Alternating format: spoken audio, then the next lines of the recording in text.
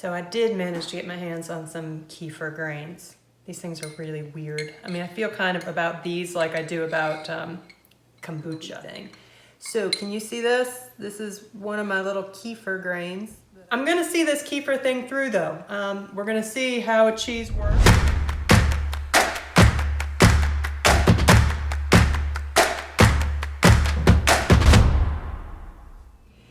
I want to wrap up this kefir video, and it did not turn out like I expected at all. So I showed you how I was doing all the kefir and the grains, and oops, here's a batch. I mean, I still am kind of keeping up with it. This one's thickened, see, it is. I don't like it. It smells terrible, and it's just weird. The chev that I made with it still had that scent and that flavor instead of the bright, fruity, just fresh smell that you usually get off the chev. It had like a yeasty beer kind of scent to it. So I did try to get the little bloomy rind ones to go. It did not want to grow the rind on there, even though I added an extra pinch of the geotrichum culture to it. The rinds did not want to grow.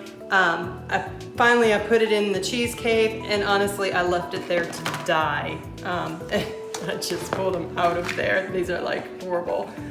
They're like just completely dried up little crusts now, so these are obviously pig food, but it grew a little bit of white rind, but not like it should have, and I'm just calling the whole thing a failure. Now obviously these have been just in there without a lid on, and I let them die. So yeah, I won't be doing that again. Chase is like plugging his nose over there. I mean, that's seriously.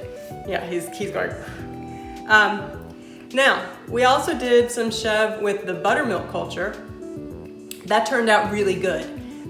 It was bright, it was fruity. The only thing that was different about it is the whey was kind of like the whey off of a yogurt, where it was instead of being watery, it was kind of like thicker and a little more stringy textured, if that makes sense. But the chev itself came out really, really creamy, and I made some little truffles with it, and then I ate them all before we had time to get a video done. So, bottom line on all of this, I'm glad that using the kefir works for some people in cheese making. It is not something that I'm going to be using going forward. As for the buttermilk, I might use that in some recipes going forward, but it makes it kind of a two-step process if I have to culture the buttermilk and then the next day use that buttermilk in the cheese. So it just adds a lot more time to what I'm doing.